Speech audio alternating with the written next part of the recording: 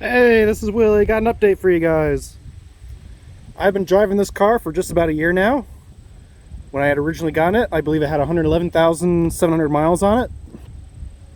It's got over 222,000 on it now. I thought I'd give you guys an update on it. Still runs great. The only check engine light I have is the ABS light, which comes and goes. Usually it's on most of the time, but there are some days where it's actually off and I have ABS for at least one shot. The car is not perfect. It's got a lot of paint chips. It's got some rust bubbling through it. It's got some plastic issues, such as in here you can see how, hoping you can see, cracks here, cracked there. Back here the plastic is kind of sticking out. There's some chrome trim that's on top here that's missing on the trunk. Different things like that, but look what I got. I got some new stuff to talk about. Let me get in the inside of the car first. There's the mileage. 122, 321. Fires up and runs perfect. Oil pressure's still good, and this is a warmed up car. It drops down to about 35 when it's hot and idling. Voltage has been getting more stable the more I drive it. It used to be pretty wobbly, now it doesn't wobble too bad. Had to replace the sending unit in the gas tank because the the screen in the tank plugged up with a green slime.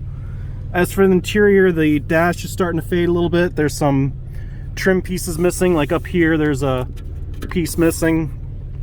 There's a hole drilled and it's a scuff mark here. There's cracking on the ends here, then things like that. The AC has already been bypassed on this car, but the heater does work good. However, it only comes out on defrost. It does not come out on the floor. And I'm missing the piece here that was broken when I got it. But some things I've added is I got the ashtray for it now, so this actually stays closed like it's supposed to. Without this spring-loaded door or this ashtray in here, it just wants to open all the time, so that's fixed. I don't think I had the cigarette lighter insert for it when I got it, but even then I usually leave the Q-Tech charger in there, which is a smart magnetic charger. Different minor things like that. And I was very happy to get this touchscreen radio with the car too. I've already gone over that before. I can go to Bluetooth, I can go to radio. Oop. And I also have provisions here for memory cards. I don't know if you can see that. Let's see what some of the other menu options I have here. USB flash drive, I can make phone calls. I have an aux input as well. There was a rear view camera option on it, but that is not on here right now. And I can dim it down. The lights here, this blue light here and the blue light up here, do light up at night when the running lights are on. I can turn that off. And if I turn the park lights on, the lights come on, so you can see where the radio's at. So it's pretty nice. Steering wheel isn't all tore up. It's got some black on it. I'm not sure if that's from dirt or maybe the paint's rubbing off, but nothing major. Seat works, the mirrors work. I know the car is a mess, I gotta clean it, but that doesn't keep it from running good. That's it for that. I can turn that off. So this car is not a perfect car by any means, but it is a nice daily driver. And I got some new hubcaps. Something I had to do with these is there's 3 tabs. Let me see if I can get you in there a little bit better. There's a tab here, tab here, and a tab here. I had to bend them out to add some spring tension on this, so this wouldn't rattle. And that fixed that. It has for how to put these on. For those of you that don't know, we'll find a slot for the valve stem, wherever it's at. Right here. Gotta find that slot there for the valve stem and line that up.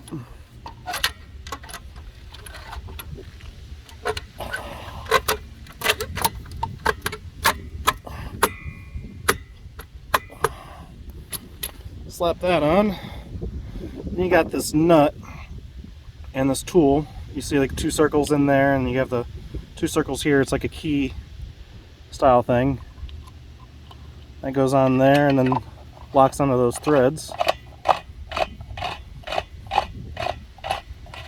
And that keeps that hubcap from falling off or being stolen. And I always like to keep things in line here. So you have these 3 slots and you have the valve stem here. I try to keep things in line a little bit so they all look the same. So that's how they go on. I am not leaving those on for the winter. I'm going to take those off. But I thought you guys would enjoy seeing the car with the original hubcaps. Engine bay still clean. I gotta fix the upper end of this car. It has a valve cover leaks and I have to replace the lifter on it. There's the rust I've talked about before. Right there and back in there. I've sprayed everything down with some fluid film, cleaned it all up, or prevent any rust. Now something I found out about this car, which is pretty neat, is that the keyless entry does still work on it. When it feels like it. Oh dear, now it's gonna make a liar out of me.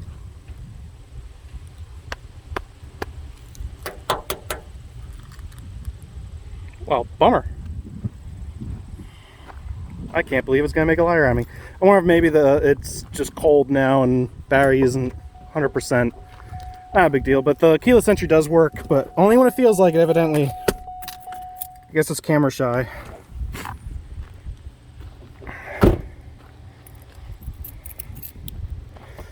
We'll open this up, and I found something really cool in the trunk of this car.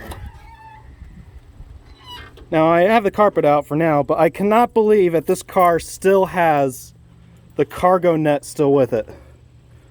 I'm missing one tie down point here, but you can see how it loops on there. Oh, can I get you in there? Loops on there. Same thing over here, loops on there. The original cargo net is still in the car. I can't believe it. It was actually shoved up in here in this hole. I pulled it out from underneath. And even some more interesting news, the spare tire still holds air. Oh, I forgot to mention, I put mud flaps in the car too. I've added these. It's kind of a must to have around here in the winter. Otherwise you just get, well, not only that, but I live on a mountain with a rock driveway and I don't really want to chip all this paint. So I really like having mud flaps on the car. So I added those on as well. Nice little keep it clean kind of addition to the car. I tried to match the outside line with the trim. So it is looking a lot better with the hubcaps and the mud flaps, in my honest opinion. That's neither here nor there. And they're just generic fit, they're not OEM. I got myself an extra pair.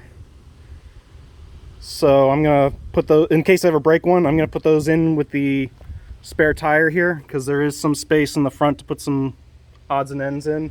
I'm gonna be putting the key, the spare mud flaps. I also have a spare exhaust donut gasket here. I'm gonna be putting in with a spare tire. I also have these bags I can put the hubcaps in, but I'm not using them.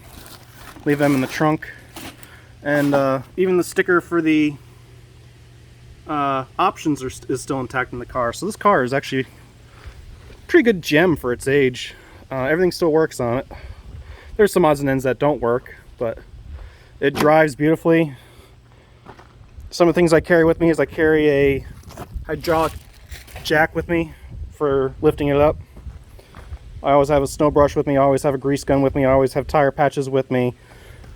Something else I've done is I upgraded the car to a full synthetic transmission fluid. That has made the shifting a lot smoother and also a little more positive, I guess you could say. When it goes in overdrive, it stays in overdrive. It used to second guess itself when it would finally get in overdrive and then it would downshift again. That was fixed with the transmission fluid flush. Also have an air pump in here to pump up the tire. Powered by a cigarette lighter. Here's something else that's in the car. It's still intact, is the spare tire jack and tools. That's all intact and in place. Everything's still in there. It's a 3/4 inch, by the way. Works good.